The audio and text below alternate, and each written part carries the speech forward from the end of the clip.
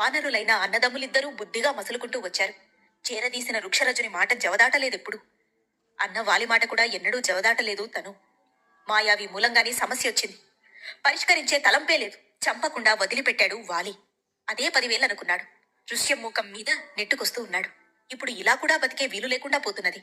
తనని చంపడానికి వాలి పథకరచన చేశాడనుకున్నాడు సుగ్రీవుడు. తల పట్టుకున్నాడు. ఏమైంది మహారాజా? ఎందుకంతగా ఆందోళన చెందుతున్నారు? అడిగాడు హనుమ. ఆందోళన కాకపోతే ఏముంది హనుమ? ఆ ఇద్దరు వ్యక్తుల్ని చూసావుగా. వాళ్ల చేతుల్లో ఉన్న ధనుర్బాణాలు, ఖడ్గాలు చూస్తూ ఉంటే నాకు కాళ్ళు చేతులు ఆడటం లేదు. అనుమానం లేదు, నన్ను చంపమనే వాళ్ళిద్దరిని వాలి ఇక్కడకు పంపాడు అన్నాడు సుగ్రీవుడు. శత్రువుల్ని అంతం చేసేందుకు రాజులు అనేక ఉపాయాలు ఆలోచిస్తారు. ఆ ఉపాయంలో భాగమే ఈ ఇద్దరు వ్యక్తులు. నన్ను చంపమని వాళ్ళని వాలి పంపాడు. వాళ్లు చంపి వెళ్లిపోతారు అన్నాడు. నేనుండగా నిన్ను చంపడం అంత సులభం కాదు మహారాజా, భయపడకు అన్నాడు హనుమ. తెలియని ధైర్యాన్ని నింపాడు సుగ్రీవునిలో. అయితే ఓ పంచై, నువ్వెళ్ళి వాళ్ళని కలువు. వాళ్ల మాట తీరు, మనసు తెలుసుకో. ఆయుధాలు ధరించి ఎందుకు తిరుగుతున్నారో కనుక్కో. నేననుకున్నదే నిజమైతే, నన్ను చంపేందుకు వాళ్లను వాలి పంపినట్టయితే జరిగింది వివరించి నా తప్పు లేదని చెప్పు. నేను మంచివాణ్ణని చెప్పి నా మీద వాళ్ళకి జాలి కలిగేటట్టు చూడు వేడుకున్నాడు సుగ్రీవుడు.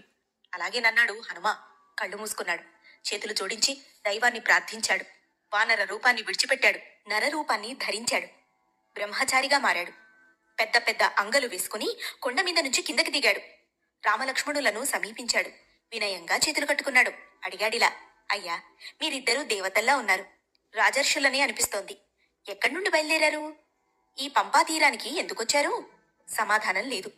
రామలక్ష్మణులిద్దరూ ఒకరి ముఖాన్ని ఒకరు చూసుకున్నారు. అడుగుతున్నానని అన్యథా భావించకపోతే అసలు మీరెవరు? ఈ ఖడ్గాలు, ధనుర్బాణాలు ఎవరికోసం? మిమ్మల్ని చూసి వన్యమృగాలు బెదిరిపోతున్నాయి, పరుగులు తీస్తున్నాయి. ఎందుకిదంతా అడిగాడు హనుమ. దానికి సమాధానం లేదు. రామలక్ష్మణులు తలంచుకుని నిల్చున్నారు. అప్పుడు ఆలోచించి అసలు విషయం బయటపెట్టాడు హనుమ. చెప్పాడిలా, మీరు వాలి సుగ్రీవుల పేర్లు వినే ఉంటారు. వారిలో సుగ్రీవుడిప్పుడు అదిగో ఆ ఋష్యమూకం మీద నివసిస్తున్నాడు. అతడు మహాధర్మాత్ముడు, గొప్ప బలశాలి. అన్న వాలి వెళ్ళగొడితే ఋష్యమూకాన్ని ఆశ్రయించాడు. నేనతని మంత్రిని. నా పేరు హనుమంతుడు.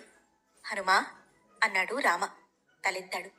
ఆ పిలుపులో నిషాదం, వృషభం, గాంధారం, షడ్జం, మధ్యమం, దైవతం, పంచమం, సప్త స్వరాలు ధ్వనించాయి. పులకరించిపోయాడు హనుమ. ఇక దాచడం భావ్యం కాదనిపించింది. నేను వానరుణ్ణి, కామరూపుణ్ణి. మీరెవరన్నది తెలుసుకునేందుకే ఈ వేషంలో వచ్చాను. ఎగిరి నేనెంత దూరమైనా వెళ్ళగలను. నా సంగతి పక్కన పెడితే మీ స్నేహాన్ని సుగ్రీవుడు ఆశిస్తున్నాడు అన్నాడు హనుమ. తమ స్నేహాన్ని సుగ్రీవుడు ఆశిస్తున్నాడు అని తెలియగానే రాముడు సన్నగా నవ్వాడు. లక్ష్మణుణ్ణి చూశాడు. లక్ష్మణుడు కూడా ఆశించింది జరుగుతుందన్న ఆనందంలో రాముణ్ణి చూసి నవ్వాడు. రావణుడు అపహరించిన సీతను తిరిగి పొందేందుకు సుగ్రీవుని సహాయ సహకారాలు మీకు చాలా అవసరం. అతనితో స్నేహం చెయ్యండి అని అన్నాడు కబంధుడు. ఆడబోయిన తీర్థం ఎదురవ్వడం అంటే ఇదే అనుకున్నాడు లక్ష్మణుడు. అప్పుడు అతని భుజం మీద చెయ్యి వేశాడు రాముడు. తను సహా కొద్ది దూరం తీసుకుని వెళ్ళాడు. ఇలా చెప్పాడతనికి, తమ్ముడు, మనం కోరుకున్నది అవుతోంది. మనతో స్నేహం చేసేందుకు సుగ్రీవుడు సిద్ధంగా ఉన్నాడు. హనుమ మాటల్లో అబద్ధం లేదనిపిస్తోంది. బుద్ధిమంతుళ్లా ఉన్నాడతను. నువ్వు గమనించావా?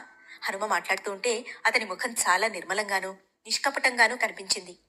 అవునన్నయ్యా అన్నాడు లక్ష్మణుడు. అయితే ఆలస్యం దేనికి? సుగ్రీవునితో స్నేహానికి మనం సిద్ధమని చెప్పు.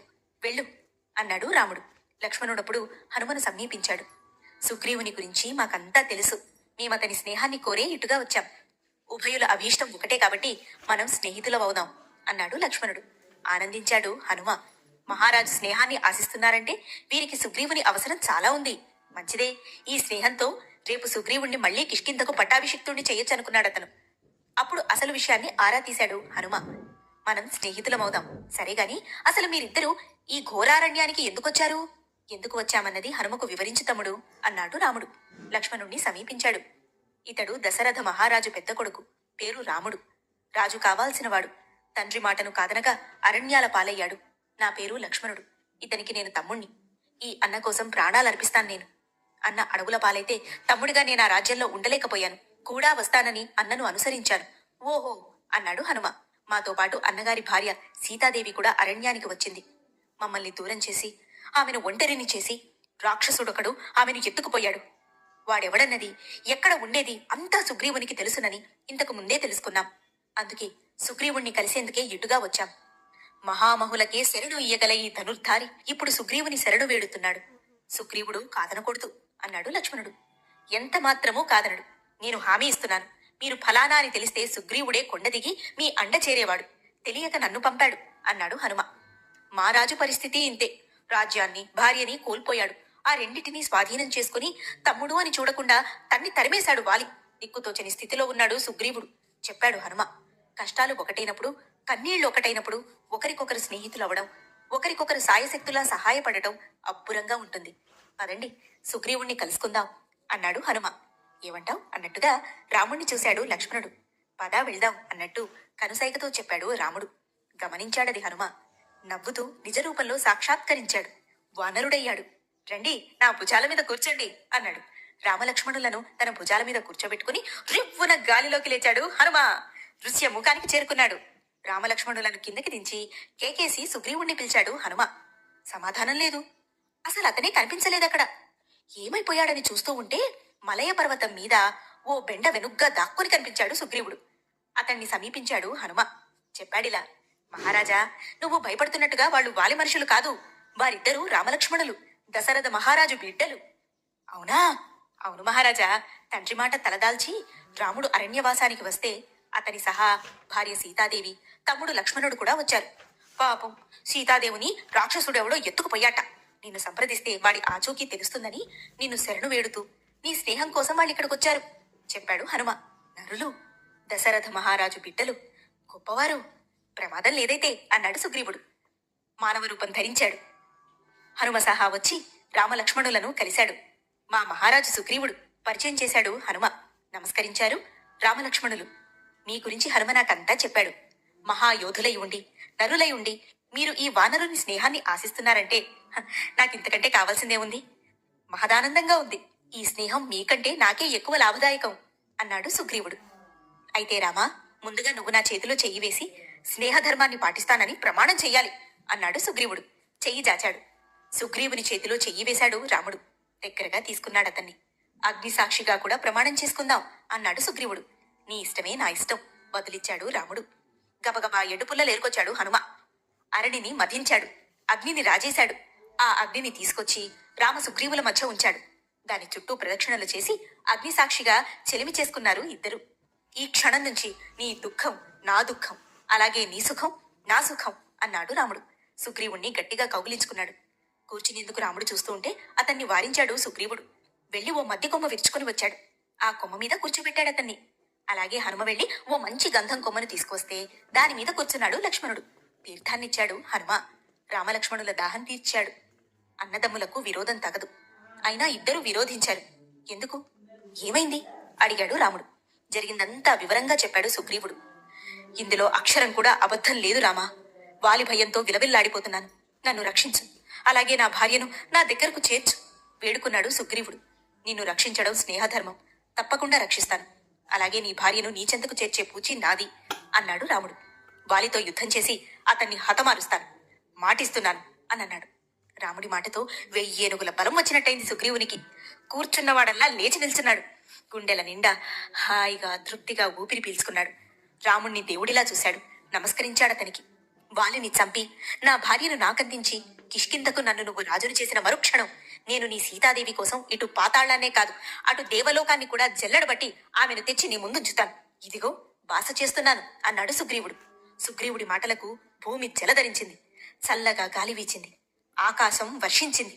శుభం అన్నాడు జాంబవంతుడు. ఆలోచనగా చూశాడు సుగ్రీవుడు. తర్వాత అన్నాడిలా. రామా, ఆ మధ్యన నా మంత్రులు సహా నేను ఋష్యముఖం మీద సంచరిస్తూ ఉంటే ఓ నగల మూట వచ్చి మా ముందు పడింది. అవి సీతాదేవి నగలేమో చూడు, తీసుకొస్తాను అన్నాడు సుగ్రీవుడు. కొండ గుహలోనికి పరుగున వెళ్ళి వచ్చాడు. తెచ్చిన నగల మూటను రామునికి అందించాడు. మూటను విప్పి చూశాడు రాముడు. అన్నీ సీతాదేవి నగలే. ఒక్కొక్కదాన్ని పట్టుపట్టి చూశాడు రాముడు. కన్నీరు పెట్టుకున్నాడు. హా సీత అంటూ రోధించసాగాడు. రాముని చేతిలోని నగలను పరిశీలనగా చూశాడు లక్ష్మణుడు. సీతాదేవి కేయూరాలను, కుండలాలను గుర్తించలేకపోయాడతను. ఆమె అందెలను గుర్తించగలిగాడు. ప్రతిరోజు వదినగారి పాదాలకు నమస్కరించడంతో అవే గుర్తతనికి. లక్ష్మణుడి కళ్ళు కూడా చెమ్మగిల్లాయి. ఆ తర్వాత మన జై వీరాంజనేయ ఎటువంటి సాహసాలను చేశారో తెలుసుకోవాలా? తర్వాతి కథని వినండి మరి. జయ వీరాంజనేయ, జయ వీరాంజనేయ. రామదూత మహనీయ జయతు వీరాంజనేయ. జై వీరాంజనేయ పార్ట్ 5. జై వీరాంజనేయ జై వీరాంజనేయ రామదూత మహనీయ జయ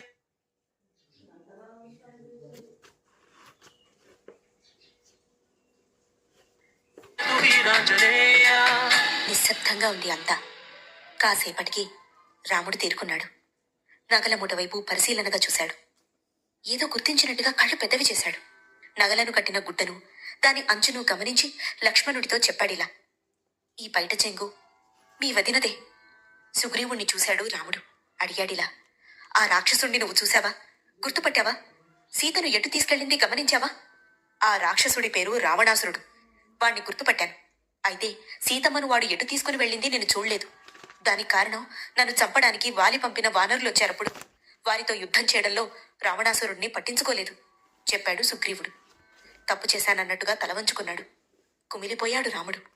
రామా, ఆ రావణుడు ఎటు వెళ్ళింది నాకు తెలియకపోవచ్చు గాని వాడెక్కడున్నది మన మంత్రులతో ఇట్టే కనుక్కోవచ్చు. కనుక్కునే పూచి నాది. భార్యను కోల్పోయిన దుఃఖం నాకు బాగా తెలుసు. అయితే ధైర్యాన్ని కోల్పోకూడదు.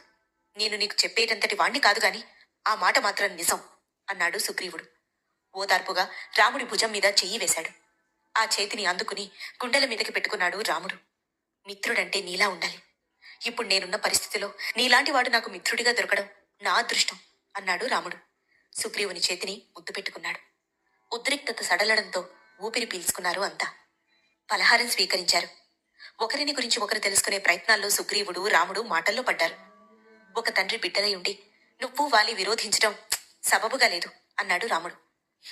దీని వెనక కూడా ఇంకో కథ ఉంది రామా అన్నాడు సుగ్రీవుడు. నన్ను వాలిని చేరదీసిన వృక్షరజుడే మా తల్లి అంటారు కొందరు. మేమిద్దరం వృక్షరజునికే పుట్టామంటారు.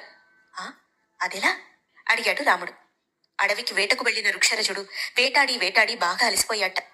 సేద తీరేందుకు స్నానం చేయాలనుకున్నట్ట. అప్పుడు ఒక తటాకం కనిపించిందట. అందులో దిగి స్నానం చేశాడో లేదో పార్వతీదేవి శాప ప్రభావంతో స్త్రీగా మారిపోయాడట. అందువల్లే వృక్షరజుని స్త్రీ రూపానికే పుట్టిన బిడ్డలం మేము అని అంటారు. ఆయన వాలభాగం నుంచి పుట్టిన కారణంగా అన్నను వాలి అని సంబోధిస్తే, కంఠభాగం నుంచి పుట్టిన కారణంగా నన్ను సుగ్రీవుడు అని పిలుస్తారట అన్నాడు సుగ్రీవుడు. అవునా అన్నట్టు చూశాడు రాముడు. సుగ్రీవుడు చెప్పసాగాడిలా, వాలికి ఇంద్రుడు కాంచనమాల ప్రసాదించాడు. ఆ మాల వేసుకుని యుద్ధం చేస్తే ఎదుటి వ్యక్తి బలంలోంచి సగభాగం వాలికి సంక్రమిస్తుందట. అలాగే నాకు హనుమను ప్రసాదించాడు వరంగా ఆ సూర్యదేవుడు అని అన్నాడు సుగ్రీవుడు. అదెలా అన్నట్టుగా చూశాడు రాముడు. మరంతే కదా, హనుమ విద్యాభ్యాసం అంతా సూర్యదేవుని దగ్గరే జరిగింది. హనుమ గురువు సూర్యుడు. విద్య ముగిసిన తర్వాత గురుదక్షిణగా ఏం కావాలని అడిగితే నువ్వు వెళ్ళి సుగ్రీవుడికి అండదండగా ఉండు అన్నట్ట సూర్యుడు. అదిగో ఆ సూర్యదేవుని కోరిక మేరకే హనుమ నాతో ఉంటున్నాడు. లేకపోతే నేనెలాగో హనుమకు వాలి కూడా అంతే కదా. ఇద్దరము మేనమామలమే. వాలి రాజు, భోగభాగ్యాలన్నీ ఉన్నాయి అతనికి. అతన్ని ఆశ్రయిస్తే సర్వసుఖాలు పొందొచ్చు. నేనేమో రాజ్యభ్రష్టుణ్ణి. నన్ను ఆశ్రయించి బాగుపడేదే ఉంది అని అడిగాడు సుగ్రీవుడు. ఒక్కడుగు ఇదే నిజమేనేమో అనిపించింది కూడా రాముడికి. హనుమ కోసం చూశాడతను. దూరంగా ఓ కొండ మీద కూర్చొని వానర మిత్రులతో ముచ్చట్లాడుతున్నాడు హనుమ. నవ్వుతున్నాడు.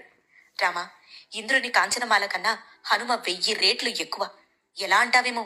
జుట్టు పట్టుకుని కట్టుబట్టలతో నన్ను నడివీధిలో వాలి నిలబెడితే ఆ అవమాన సాగరానికి హనుమ అనే గొప్ప ఓడ దొరకడంతో దాటుతూ ఉన్నాను. భార్యను కోల్పోయిన శోకాన్ని హనుమ చల్లని మాటల వల్లే మర్చిపోగలుగుతున్నాను. హనుమ మంత్రిత్వమే లేకపోతే ఈ పరాజయాన్ని, రాజ్యం లేని ఈ దుఃఖాన్ని మరచిపోలేను. హనుమ కార్యాకార్య విధిలో ప్రధాని, శోక విధ్వంసనంలో ఆచార్యుడు, చింతితార్థ ఘటనా సంపత్తిలో దేవుడు, ధైర్యాన్ని కల్పించడంలో మహాశక్తిదాయకుడు. ఇన్ని మాటలెందుకు, వాలిని ఇట్టే చెప్పగలడు హనుమ. కాకపోతే అతని బలం అతనికి తెలీదు. పైగా మేనమామ మీద చేయి చేసుకోవడం అతనికి ఇష్టం లేదు. ఈ సంగతి తెలిసే వాలి కూడా నన్ను చంపుతానని బెదిరిస్తున్నాడే గాని చంపడానికి సిద్ధంగా లేడు. నన్ను వాలి చంపితే హనుమ చేతిలో వాలి మరణం ఖాయం అన్నాడు సుగ్రీవుడు. తెలిసింది అన్నట్టుగా తలూపాడు రాముడు. కళ్ళు మూసుకున్నాడు అలసటగా. గ్రహించాడది సుగ్రీవుడు.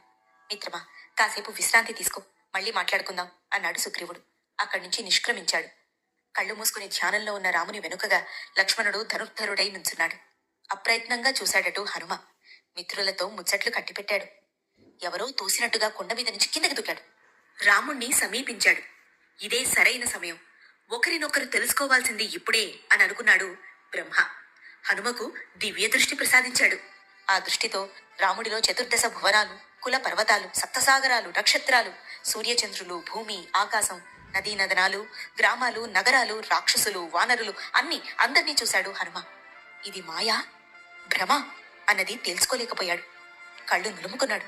దృశ్యం మారుతుందేమోనని రాముణ్ణి చూశాడు. మారలేదు. పదే పదే అదే దృశ్యం. ఏది అంతు చిక్కట్లేదు. అయోమయంలో ఉన్నాడు హనుమ. అప్పుడు మెల్లగా కళ్ళు తెరిచాడు రాముడు. నవ్వుతూ హనుమని చూశాడు. తర్వాత వెనగ్గా నిల్చిన లక్ష్మణుణ్ణి చూసి తమ్ముడితో చెప్పాడిలా, హనుమ చెవులకి ఉన్న స్వర్ణకుండలాలను చూశావా? చాలా బాగున్నాయవి. హనుమ చెవుల వైపు చూశాడు లక్ష్మణుడు. తనకేమీ కనిపించట్లేదన్నాడు. సరే, అతని శరీరాన్ని అంటిపెట్టుకునున్న స్వర్ణ కవచాన్నైనా చూడు మరి అన్నాడు రాముడు. చూశాడు లక్ష్మణుడు. తనకేమీ కనిపించడం లేదన్నాడు. విభ్రాంతి చెందాడు హనుమ. ఒకనాడు తనకు బ్రహ్మ చెప్పిన మాటలు గుర్తు చేసుకున్నాడు. హనుమ, నీ స్వర్ణ కవచ కుండలాలు ఎవ్వరికీ కనిపించవు. కనిపించి ఇవి నీకు ఉన్నాయని గుర్తించాడంటే అతను సాక్షాత్తు శ్రీ మహావిష్ణువే. ఆయనే నీ ప్రభువు. అతన్ని ఆరాధించు స్వామి అనన్నాడు హనుమ. ఆనంద భాష్పాలతో రాముడి చరణాలను ఆశ్రయించాడు. నేను నీ దాసుణ్ణి స్వామి, నీ సేవకుణ్ణి, నీ ఆజ్ఞనువర్తిని అన్నాడు. జలధరించిపోసాగాడు. హనుమా అన్నాడు రాముడు. అతని తల ప్రేమగా నిమిరాడు. కుదుటపడ్డాడు హనుమ. యథాస్థితికి చేరుకున్నాడు. తన పుట్టుపూర్వోత్తరాలు హనుమ అభిమానం గురించి చెప్పాడే తప్ప రాముడి బలాబలాల గురించి తెలుసుకోలేకపోయాడు. తెలుసుకోవాలవి, లేకపోతే వాలితో వైరం క్షేమదాయకం కాదు అని అనుకున్నాడు సుగ్రీవుడు. అటుగా చూశాడు. రాముడి దగ్గరగా హనుమ ఉండడాన్ని గమనించాడు. అక్కడికొచ్చాడు. ఈ వానరముక నిన్ను నిద్రపోనివ్వదు అని అన్నాడు నవ్వుతూ. ఆ సరికి జాంబవంతుడాదిగా అందరూ అక్కడికి చేరుకున్నారు. సుగ్రీవుడి మనసులో మాట గ్రహించినట్టుగా చెప్పాడిలా రాముడు. సీతాన్వేషణ నీ బాధ్యత అయితే నీ అన్న వాలి సంహారం నా బాధ్యత. నేను అబద్ధాలాడను, ఇచ్చిన మాట తప్పను అన్నాడు రాముడు. ఆ మాటకు అక్కడున్న వానరులంతా సంతోషించారు. ప్రాణభయంతో జీవించడం అంటే గొప్ప హింస అనుభవించడమే మిత్రమా. నేను ఈ హింసని చాలా రోజులుగా అనుభవిస్తున్నాను. ఇదిగో ఈ హనుమ, జాంబవంతుడాదిగా వీళ్ళంతా నాకు తోడు లేకపోతే నేనేనాడో ఆత్మహత్య చేసుకునేవాణ్ణి. వాలి భయం అంతగా నన్ను పీడిస్తూ ఉన్నది. నువ్వు ఆ భయాన్ని పోగొట్టాలి అన్నాడు సుగ్రీవుడు. రామ బాణానికి తిరుగులేదు. ఒకే ఒక్క బాణంతో వాలిని నేలకూలుస్తాను. నా మాట నమ్ము, ధైర్యంగా ఉండు చెప్పాడు రాముడు. అదే అదనుగా వాలి బలాబలాలను గురించి చెప్పి రాముడి సాధ్యాసాధ్యాలను అంచనా వేయాలనుకున్నాడు సుగ్రీవుడు. చెప్పాడిలా, రామ, వాలి బలాన్ని గుర్తించి చెప్తున్నాను విను. వాలి సూర్యోదయానికి పూర్వమే నిద్రలేస్తాడు. లేచి సూర్యోదయం కాకుండానే 4 సముద్రాల్లోనూ స్నానం చేసి సంధ్యావందనం చేస్తాడు. తర్వాత పెద్ద పెద్ద పర్వతాల మీదకి చేరి అక్కడ గల కుండరాళ్లను బంతులుగా ఎగరేసి పట్టుకుంటూ వ్యాయామమే చేస్తాడు. ఆ తర్వాత అరణ్యాలలో పెద్ద పెద్ద చెట్లను విరిచి తన బలాన్ని అంచనా వేసుకుంటాడు. ఇవన్నీ అనవసరం. నీకో సంగతి తెలుసా? 1000 ఏనుగుల బలం గల దుందువి అనే రాక్షసుణ్ణి చంపింది ఎవరో తెలుసా? వాలే చంపాడు. నిజం స్వామి అన్నాడు హనుమ. సుగ్రీవునికి వత్తాసు పలికాడు. దుందువి ఏనుబోతు రూపంలో ఉండేవాడు. బాగా గర్వం వాడికి. ఆ గర్వంతో ముందుగా సముద్రుని దగ్గరికెళ్లాడు. అతన్ని ద్వంద్వ యుద్ధానికి రమ్మన్నాడు. రాలేనన్నాడు సముద్రుడు. నీతో యుద్ధం చేయగలిగిన వాడు హిమవంతుడొక్కడే. వెళ్ళి అతనితో యుద్ధం చెయ్యి అని అన్నాడు. నువ్వు చెయ్యవైతే అన్నాడు దుందువి. పిరికి పంద అని సముద్రుణ్ణి ఎద్దేవా చేశాడు. అక్కడి నుంచి హిమాలయానికి చేరుకున్నాడు. చేరుకుని ఏనుగులంత గల కొండరాళ్లను కొమ్ములతో విసిరేసి గర్జించాడు. హిమవంతుడిని యుద్ధానికి పిలిచాడు. వచ్చాడు హిమవంతుడు. అయితే యుద్ధానికి రాలేదతను. వణికిపోతూ భయపడుతూ వచ్చాడు. చేతులు జోడించి దుందువికి మ్రొక్కాడు. నేను నీతో యుద్ధం చెయ్యలేను. అంత బలం నాకు లేదు. పైగా ఇక్కడ ఎందరో మునులు తపస్సు చేసుకుంటున్నారు. ఇది యుద్ధం చేసే స్థలం కూడా కాదు అన్నాడు హిమవంతుడు. యుద్ధానికి సముద్రుణ్ణి రమ్మన్నాను. రాలేనంటూ నీ పేరు చెప్పాడు. నువ్వు కూడా రాలేనంటున్నావు. అలాంటప్పుడు నువ్వు ఎవరిదో ఓ పేరు చెప్పు. వాడైనా నాతో యుద్ధం చేస్తాడేమో చూస్తాను అన్నాడు దుందుబి. అయితే నువ్వు కిష్కింధకు వెళ్ళు. అక్కడ వాలి ఉంటాడు. అతనితో యుద్ధం చెయ్యి. వాలిని గెలవడం అసాధ్యం అన్నాడు హిమవంతుడు. వాలిని గెలవడం అసాధ్యమా? చూడు, గెలిచి చూపిస్తాను అన్నాడు దుందువి. అక్కడి నుంచి ఒక్క ఉదుటున కిష్కింధకు చేరుకున్నాడు. బాగా రాత్రైంది ఆ సరికి. నగర ద్వారం దగ్గర నిలిచాడు. పెద్దగా గర్జించాడు. విన్నాడది వాలి. అంతఃపుర కాంతలతో సహా అక్కడికొచ్చాడు. కొమ్ములు విసురుతూ గిట్టలతో నేలను గీరుస్తూ గర్జిస్తున్నాడు దుందుబి. అతన్ని చూశాడు వాలి. ఏంటిదంతా? ఈ అర్ధరాత్రి ఎందుకీ అల్లరి అని అడిగాడు. రా, నాతోనికిప్పుడు వస్తావా లేదంటే రేపొద్దునొస్తావా? రేపొద్దునే యుద్ధానికి రా. ఈ రాత్రి అని కూడా ప్రకటించి పొద్దునే వచ్చే. పొద్దున దాకా ఎందుకు అన్నాడు. యుద్ధానికి సిద్ధమయ్యాడు. దుందుబితో యుద్ధానికి ముందుకు దూకాడు వాలి. ఆ తర్వాత ఏం జరిగింది? ఆ తర్వాత కథని ఎవరు చెప్తారో, ఎవరి మాటల్లో మేం మీకు అందిస్తామో మీరు వినాలా? అయితే జై వీరాంజనేయ తరువాతి కథని వినుమరి. జై వీరాంజనేయ పార్ట్ 6. లక్ష్మణుడు, తర్వాత ఏం జరిగింది నేను చెప్తాను.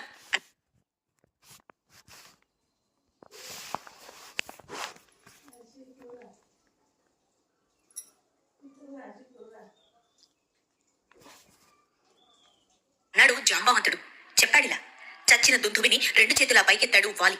మళ్ళీ గిరగిరా తిప్పాడు. ఆమడ దూరంలో పడేటట్టుగా విసిరాడు. ఆమడ దూరం అంటే 10 మైళ్ళ దూరం అన్నమాట. అది మతంగముని ఆశ్రమం మీదుగా వెళ్లి అంతెత్తు నుంచి కింద పడి పెద్ద శబ్దం చేసింది. ఎత్తు మీద నుంచి పడుతున్నప్పుడు దాని తాకిడికి ఆశ్రమంలోని చెట్లన్నీ విరిగిపోయాయి. కింద పడి కళేబరం పేలిపోవడంతో రక్తం ఎగజిమ్మింది. అలా ఎగజిమ్మిన రక్తం మతంగమునినే కాదు, ఆశ్రమం అంతటిని ముంచెత్తింది. అది చూసి ఆగ్రహోదగ్రుడయ్యాడు ముని. దీనికి కారణం ఎవరన్నది దివ్య దృష్టితో తెలుసుకున్నాడు. వాలే అని గట్టిగా అరిచాడు. నా ఆశ్రమానికి నువ్వెప్పుడూ ఆమడ దూరంలోనే ఉండాలి. కాదని అడుగు ముందుకు వేశావో తల పగిలి చస్తావు అని శపించాడు. వాలి శౌర్య పరాక్రమాలను కీర్తిస్తున్న అతని అనుచరులను ఆశ్రమం నుంచి వెళ్లగొట్టాడు. వెళ్లక మొండికేసిన వారిని చూసి వారిని శపించాడు. రేపు సూర్యోదయంలోగా ఇక్కడి నుంచి వెళ్లకపోతే మీరంతా శిలలైపోతారు అని అన్నాడు. ముని శాపానికి బెదిరిపోయారంతా. పరుగు పరుగున కొండ దిగి కిష్కిందకు చేరుకున్నారు. వారిని చూసి ఆందోళన చెందాడు వాలి. ఏమైంది? ఎందుకు మీరంతా భయభ్రాంతులవుతున్నారు? మన వారికి వచ్చిన ప్రమాదం ఏమిటి అని అడిగాడు. కొండ మీద జరిగిందంతా చెప్పారు వానరులు. హరే అనుకున్నాడు వాలి. తొందరపడ్డానని, తప్పు చేశానని తెలుసుకున్నాడు. మంత్రి సామంతులను, మాలాంటి పెద్దలను పంపి శాపాన్ని ఉపసంహరించుకోమని వేడుకున్నాడు. అయినా క్షమించలేదు ముని. ఆనాటి నుంచి వాలి ఈ ఋష్య మూకం వైపు చూడటం కూడా మానుకున్నాడు. ఆ శాపం ఇప్పుడు సుగ్రీవునికి లాభించింది. ఇక్కడ నివాసం ఉంటున్నాడు. జాంబవంతుడు చెప్పింది విని దూరంగా పడి ఉన్న కళేబరాన్ని చూశాడు రాముడు. ఆ కళేబరం దుందుబిదేనా అని అడిగాడు. అవును రామా, దుందుబిదే, రా చూద్దువు గాని అన్నాడు సుగ్రీవుడు. అంతా అటుగా నడిచారు. పెద్ద పెద్ద మద్ది చెట్లున్నాయి అక్కడ. వాటి మధ్య పడి ఉన్నది దుందుబి కళేబరం. ఆ రాక్షసుని కళేబరాన్ని తర్వాత చూద్దువు గాని ముందు మద్ది చెట్లను చూడు. ఇవి 7 మద్ది చెట్లు. వీటిలో దేని నుంచైనా దూసుకుపోయేట్టుగా వాలి బాణం వేయగలడు. అంతటి బలశాలతను. అతన్ని నువ్వు ఎదుర్కోగలవా అని అడిగాడు సుగ్రీవుడు. రాముణ్ణి అలా అడిగినందుకు లక్ష్మణుడికి కోపం వచ్చింది. కన్నెర్ర చేశాడు. గమనించాడది రాముడు. తగ్గమన్నట్టుగా తమ్ముని నవ్వుతూ చూశాడు. వాలి బలం నాకు తెలుసు, నీ బలం నాకు తెలియదు. తెలియని దాని గురించి అడగడంలో తప్పులేదు. నిన్ను తక్కువ చేసి మాట్లాడడానికో, నిన్ను భయపెట్టడానికో నేను నిన్ను అడగడం లేదు. నా భయానికి నేను అడుగుతున్నాను. వాలి మహాబలశాలి. అంతటి వాణ్ణి నువ్వు ఎదిరించగలవా అడిగాడు సుగ్రీవుడు. ఏం చేస్తే వాలికన్నా రాముడు బలశాలి అని నువ్వు గట్టిగా నమ్ముతావు అని అడిగాడు లక్ష్మణుడు. రాముని సుగ్రీవుడు తక్కువ అంచనా వేయడాన్ని తట్టుకోలేకపోయాడతను. బాగుందిది, ఇప్పుడే తాడో పేడో తేల్చేయాలి అని అనుకున్నాడు సుగ్రీవుడు. రాముడితో అన్నాడిలా, ఇదిగో ఈ దుందుబి కళేబరాన్ని వాలి ఆమడ దూరం పడేటట్టుగా విసిరాడు. నువ్వెంత దూరం విసురుతావో విసురు. సరే అన్నాడు రాముడు. కాలి బ్రొటన వేలితో కళేబరాన్ని ఎత్తి గాలిలోకి గట్టిగా విసిరాడు. అది వెళ్లి 10 ఆమడల దూరంలో పడింది. జాంబవంతుడు, హనుమారి వానర వీరులంతా అది గమనించి ఆనందించారు. సుగ్రీవుడిలో మాత్రం ఆనందం ఎంత మాత్రమూ కనిపించలేదు. పైగా దీర్ఘంగా ఆలోచిస్తున్నట్టుగా కనిపించాడు అతను. ఏంటి ఆలోచిస్తున్నావు అడిగాడు రాముడు. ఏం లేదు రామా, యుద్ధం చేసి బాగా అలసిపోయి ఉన్న వేళ పచ్చి పచ్చిగా ఉన్న దుందుబి శరీరాన్ని వాలి ఆమడ దూరంలో పడేటట్టుగా విసిరాడు. ఇప్పుడు అది ఎండిపోయి ఉంది. చర్మము, బొమికలు తప్ప మాంసం అన్నదే లేదు. దానిని నువ్వు 10 ఆమడల దూరంలో విసరడం నాకేమీ పెద్దగా గొప్పగా అనిపించడం లేదు అన్నాడు సుగ్రీవుడు. అయితే నేను ఏం చెయ్యాలి? ఏం చేస్తే నేను బలశాలినని నువ్వు నమ్ముతావు అని అడిగాడు రాముడు. ఏం చేస్తావంటే, ఇదిగో ఈ మధ్య చెట్లలో ఏ ఒక్క చెట్టు నుంచైనా బాణాన్ని దూసుకుపోయేటట్టుగా ప్రయోగించి చూపించు. చూపించగలిగితే నేను నిన్ను తప్పకుండా నమ్ముతాను అన్నాడు సుగ్రీవుడు. నీ నమ్మకం కోసమే నా ప్రయోగం. లేకపోతే ఈ చెట్లను గాయించేయడం నాకు ఇష్టం లేదు అన్నాడు రాముడు. బాణాన్ని సంధించి వదిలాడు. ఆ బాణం 1 కాదు 7 మద్ది చెట్ల నుంచి దూసుకుపోయి అటుగా ఉన్న కొండను ఢీకొంది. దాన్ని 2 ముక్కలు చేసింది. తరువాత విసురుగా నేలలోనికి వెళ్ళిపోయింది. అది వెళ్లిన వేగానికేమో అక్కడి నేల పెద్ద శబ్దంతో 2గా చీలిపోయింది. చీలిపోయిన నేల నుంచి పొగలు చిమ్మాయి. చూశారది హనుమాదులు. బిత్తరపోయారు. సుగ్రీవుడైతే నిశ్చేష్టుడయ్యాడు. కాసేపటి కానీ తేరుకోలేకపోయాడు అతను. తేరుకున్న తర్వాత ఆనంద భాష్పాలతో రాముడిని చూశాడు సుగ్రీవుడు. 2 చేతులు జోడించి నమస్కరించాడు అతనికి. రామా, ఇక నాకు అనుమానం లేదు. నువ్వు వాలికన్నా బలవంతుడివి. నువ్వు వాలిని చంపగలవు. వాలినే కాదు, కోపిస్తే ఇంద్రాది దేవతలను కూడా నువ్వు గడగడలాడించగలవు, అదుపులో పెట్టగలవు. నీలాంటి వాడు నాకు స్నేహితుడైనందుకు మహదానందంగా ఉంది. ఇప్పుడు నాకు ఎలాంటి భయాలు లేవు అని అన్నాడు. రామునికి సాష్టాంగం పడ్డాడు. అతన్ని లేవనెత్తాడు రాముడు. గుండెలకు దగ్గరగా తీసుకున్నాడు. గట్టిగా కౌగిలించుకున్నాడు. ఆ దృశ్యానికి ముచ్చటపడ్డారు జాంబవంతులు. కరతాళ ధ్వనులు చేశారు. సుగ్రీవా, ఇక ఆలస్యం అనవసరం. పద కిష్కిందకు, వాలిని యుద్ధానికి పిలువు అన్నాడు రాముడు. పదంటే పదమన్నారంతా. అందరూ కిష్కిందకు చేరుకున్నారు. ఒక్కో చెట్టు చాటుగా ఒక్కోరు దాక్కున్నారు. రామలక్ష్మణులిద్దరూ ఓ చెట్టు చాటున నిలిచారు. గుంజీలు తీసి గుడ్డలు బాదుకుని చేతులు సాచి కాళ్లను నేలకి పదే పదే తాటించి ఉత్తేజితుడయ్యాడు సుగ్రీవుడు. మెడలు విరుచుకున్నాడు. గొంతుని సవరించుకున్నాడు. భయంకరంగా గర్జించాడు. వాలి, రారా, యుద్ధానికి రా, నీ అంతు చూస్తాను అని అన్నాడు. సుగ్రీవుని మాటలు విని సన్నగా నవ్వుకున్నాడు వాలి. వెళ్లేందుకన్నట్టుగా లేచి కూర్చున్నాడంతలోనే, నిన్నేరా వాలి, రా, దమ్ముంటే యుద్ధానికి రా కేకేశాడు సుగ్రీవుడు. వెళ్ళకపోతే సుగ్రీవుడు మాటలతో పేట్రేకిపోతాడు. చూసేవారికి బాగోదు అనుకున్నాడు వాలి. అంతఃపురం నుంచి పరుగున వచ్చాడు. సుగ్రీవునితో కలబడ్డాడు. తన వెనుక రాముడు ఉన్నాడన్న ధైర్యంతో సుగ్రీవుడు రెచ్చిపోయాడు. పిడికిడి పోట్లతో, కాలితాపులతో వాలిని బాగానే ఢీకొన్నాడు. చెట్టు చాటున బాణాన్ని సంధించి అలా నిల్చున్నాడు రాముడు. బాణాన్ని గురిపెట్టి వదలబోతూ, తాను ఎవరికి గురిపెట్టింది? వాలిగా, సుగ్రీవునిగా? ఇద్దరు కవలలు ఒకేలా ఉన్నారు. గుర్తించలేకపోయాడు రాముడు. ఒకే పోలికలతో ఉన్నారు వాలి సుగ్రీవులు. వారిలో ఒకరనుకుని ఒకరిని చంపితే లేనిపోని రభస అనుకున్నాడు. సందిగ్ధంలో పడ్డాడు రాముడు. ఆసరికి సుగ్రీవునిలో బలం తగ్గిపోయింది. ఇంకంతే వాలి చెలరేగిపోయాడు. అన్న చంపేస్తాడు, చచ్చిపోతాను అనుకున్నాడు సుగ్రీవుడు. వాలి పట్టు నుండి విడిపించుకుని పరుగందుకున్నాడు. ఋష్యముఖ పర్వతం వైపు పారిపోయాడు. వెంటపడ్డాడు వాలి. సుగ్రీవుడిని అందుకో చూశాడు. అందలేదతను. ఋష్యముఖానికి చేరుకుని ఊపిరి పీల్చుకున్నాడు సుగ్రీవుడు. ఆమడ దూరంలో నిలబడిపోయాడు వాలి. మునిశాపమే, లేకపోతే సుగ్రీవునికి ఈ రోజుతో నూకలు చెల్లిపోయేవి అనుకున్నాడు వాలి. వెనుదిరిగాడు. అక్కడి నుంచి వెళ్ళిపోయాడు. లక్ష్మణుడు హనుమంతాదులతో సుగ్రీవుణ్ణి సమీపించాడు రాముడు. ఆ సరికి గాయాలకు పసరు పూసుకుంటూ పళ్ళ బిగున నొప్పిని భరిస్తూ ఉన్నాడు సుగ్రీవుడు. దగ్గరగా వచ్చిన రాముణ్ణి నీరసంగా చూశాడతను. మాట్లాడబోయాడు రాముడు. వారించాడతని సుగ్రీవుడు. వాలి మహాబలవంతుడని ముందు నుంచి చెప్తూనే ఉన్నాను. నేనున్నాను, నేను చూసుకుంటాను అని అన్నావు. ఏం చూసుకున్నావు? వాడి చేత చావు దెబ్బలు తినిపించావు. ఇంకాసేపు పోట్లాడితే నా ప్రాణాలే పోయేవి అన్నాడు సుగ్రీవుడు. నన్ను గాయపరిచి నువ్వేం బాగుకుంటావు అని అడిగాడు. దయచేసి చెప్పింది విను సుగ్రీవా. తప్పైతే నన్ను దండించు అన్నాడు రాముడు. చెప్పాడిలా. నేను వాలిని ఎందుకు కొట్టలేదంటే మీ ఇద్దరి అలంకరణలు, రూపాలు, నడక, కంఠధ్వని, కళ్ళు, శరీర ఛాయ అన్నీ ఒకే తీరులో ఉన్నాయి. మీ ఇద్దరిలో నాకు కొంచెం కూడా తేడా కనిపించలేదు. బాణాన్ని విడిస్తే ఎక్కడ నువ్వు బలవుతావనని భయపడ్డాను. అందుకే బాణాన్ని విడువలేదు. అభయం ఇచ్చి ప్రాణాన్ని తీయకూడదు, అది మహాపాపం. నమ్మి నమ్మనట్టుగా చూశాడు సుగ్రీవుడు. కన్నీటిని తుడుచుకున్నాడు. నన్ను సందేహించకు. నువ్వు వెళ్ళి మళ్ళీ వాలిని యుద్ధానికి పిలు. అయితే ఇప్పుడు నేను గుర్తించేందుకు నువ్వు ఏదైనా ధరించాలి చెప్పాడు రాముడు. ఆ గజపుష్ప తీగను తీసుకొచ్చి మహారాజు మెడకు చుడతాను. గుర్తుపడతావు కదా స్వామి అని అడిగాడు హనుమ. గుర్తుపడతా, ఆ పంచే చెప్పాడు రాముడు. హనుమ కొద్ది దూరంలో ఉన్న గజపుష్ప తీగను తెప్పి తీసుకొని వచ్చాడు. సుగ్రీవుని మెడకు దాన్ని ఆభరణంగా చుట్టాడు. మెడ నిండా పువ్వులతో మెరిసిపోసాగాడు సుగ్రీవుడు. కొత్త శక్తితో ప్రవేశించినట్టయింది అతనికి. ధైర్యం తెచ్చుకున్నాడు. పదమిత్రమా, ఇంకా నేను వాళ్ళు ఒక్కరి మిగిలాను అన్నాడు సుగ్రీవుడు. ముందుకు నడిచాడు. అతని వెనుక రామలక్ష్మణులు, వారి వెనుక నలుడు, నీలుడు, తారుడు, హనుమంతుడు నడిచారు. ఇందాక కిష్కిందకు వెళ్ళినప్పుడు పెద్దగా ఏది పరిశీలించలేదు రాముడు. ఇప్పుడు పరిశీలించసాగాడన్నీ. దారిలో లోయలని, నదులని, పర్వతాలని, చెట్లని అణువణువు చూడసాగాడు. అప్పుడు అతనికి అవ్యక్తమైన గంధర్వగానం వినవచ్చింది. ఆనందం అనిపించింది. విన్నావా ఆ గానం అడిగాడు లక్ష్మణుణ్ణి. విన్నాను, చెప్పలేనంత ఆనందంగా ఉంది అన్నాడు లక్ష్మణుడు. అంటూనే అక్కడి చెట్లపైన పావురాల్లా పొగలు చుట్టుకుని ఉండడాన్ని గమనించాడు. చూసావా అన్నయ్య అని పొగలను రాముడికి చూపించాడు లక్ష్మణుడు. చూశాడు రాముడు. ఆశ్చర్యపోయాడు. ముందు నడుస్తున్న సుగ్రీవుణ్ణి 2 అడుగుల్లో సమీపించాడు రాముడు. అడిగాడిలా. ఏమిటి వనం? ఇక్కడ ఎవరో పాడుతున్నారేమిటి? అక్కడ ఆ చెట్ల మీద ఆ పొగలేమిటి? ఆగలేదు సుగ్రీవుడు. నడుస్తూనే చెప్పాడిలా. రామా, ఇక్కడ సప్తజనులు అని 7 ఋషులు నివసించేవారు. వారు తలకిందులుగా 700 ఏళ్లు తపస్సు చేశారు. తపస్సు చేస్తూ వారానికి ఒకసారి గాలిని పీల్చేవారు. వారి తపస్సుకి ఇంద్రుడు ఆశ్చర్యపోయి సశరీరంగా వారిని స్వర్గానికి ఆహ్వానించాడు. ఆ సప్తజనుల తపోశక్తే ఇక్కడ ఈ వింతలన్నీ. ఇంకో సంగతి చెప్పనా రామా, వారి తపశక్తి కారణంగానే ఈ వనంలోనికి ఎలాంటి క్రూర మృగాలు ప్రవేశించవు. ప్రవేశించాయంటే వారి క్రూరత్వాన్ని మరిచిపోతాయి. చిత్రంగా సాధు జంతువులైపోతాయి. మహర్షుల మాయలన్నీ మానవాభ్యుదయానికే అన్నాడు రాముడు. అవును మిత్రమా, అదిగో ఆ కనిపించేది సప్తజనుల ఆశ్రమం. ఆ ఆశ్రమానికి నమస్కరిస్తే అంతా శుభమే జరుగుతుంది అన్నాడు సుగ్రీవుడు. నమస్కరించాడు. రామలక్ష్మణులిద్దరూ కూడా ఆ ఆశ్రమానికి నమస్కరించారు. శుభం అని వినవచ్చింది. అందరిలోనూ ఉత్సాహం కలిగింది. చీకటి పడింది ఆ సరికి. అయినా ఆగలేదెవరు. నడిచి నడిచి కిష్కిందకు చేరుకున్నారు. బాగా రాత్రైందప్పటికి నగరం అంతా నిర్జనంగా నిశ్శబ్దంగా ఉంది. వెన్నెల రాత్రులేమో చెట్టు పుట్టా కనిపిస్తున్నాయి.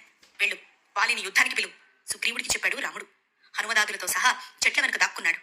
అలా దాక్కున్న రాముణ్ణి అడిగాడిలా సుగ్రీవుడు. ఈసారన్నా మాట నిలబెట్టుకో, గురి తప్పకు. ఒకే ఒక్క బాణానికి వాలి కూలిపోవాలి. కూలిపోతాడు. మాట అంటే మాటే. నువ్వు ఎలాంటి అనుమానాలు పెట్టుకోకు. నీ మెడలో గజపుష్పి ఉన్నది కనుక నిన్ను సులువుగా గుర్తుపట్టగలను. వెళ్ళు, యుద్ధానికి వాలిని పిలువు చెప్పాడు రాముడు. ఆయన అనుమానంగానే చూశాడు సుగ్రీవుడు. మిత్రమా, మహా కష్టంలో కూడా నేను అబద్ధం ఆడను. ఇక ముందు కూడా అబద్ధం ఆడబోను. నేను చెప్పేది అక్షరాల నిజం. నన్ను నమ్ము. వెళ్ళు, వెళ్ళి వాలిని యుద్ధానికి పిలువు అని అన్నాడు రాముడు. రాముడిచ్చిన అభయంతో, ధైర్యంతో ముందుకు సాగాడు సుగ్రీవుడు. ఆ తర్వాత ఏం జరిగిందో తెలుసుకోవాలా? అయితే తర్వాత కథని వినుమరి.